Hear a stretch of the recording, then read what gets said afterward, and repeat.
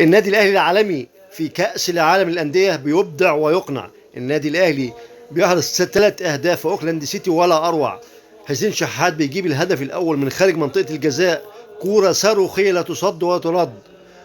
الهدف الثاني محمد شريف، كورة ولا اروع، بينفرد بالهدف بالحارس وبيسجل جول على يمين الحارس ولا اروع. الهدف الثالث لبيرسي تاو من كعب الكهرباء. كهربا نزل ولع الملعب تماما، كهرب الملعب. نادي الاهلي امس كان مقنع وابدع حقيقة، ولكن يعاب على النادي الاهلي في الشوط الاول فقط انه تراجع بدون داعي، احترم الخصم اكثر مما يجب.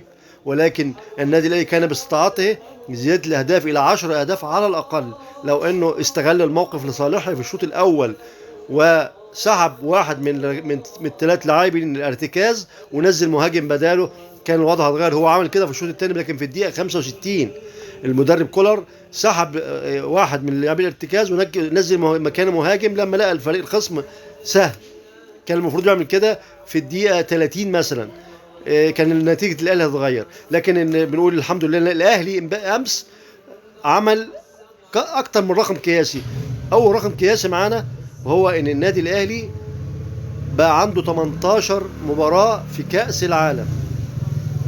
النادي الاهلي عنده 7 مباريات فوز. النادي الاهلي امس اتسجل باسمه ان الحكم لما بيروح لحكم الفار بيبقى في حوار ما بين حكم الفار والحكم الساحه، بيسمع في الميكروفونات لاول مره. ده كان طلب الاهلي، وكان ده التعديل الاهلي للفيفا رحب بيه وعمله امس امبارح.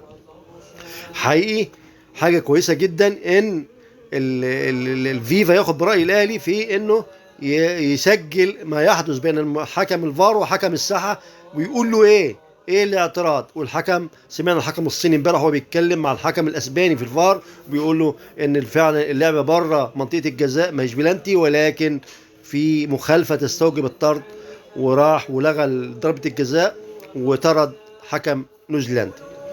الاهلي كده بقى مع الكبار 18 مباراه، هو الاول.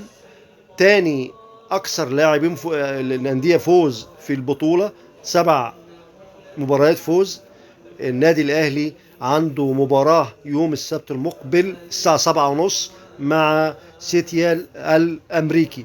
مباراه هتكون اصعب من المباراه اللي فاتت طبعا، لكن النادي الاهلي ابدع امس حقيقي. مبروك للنادي.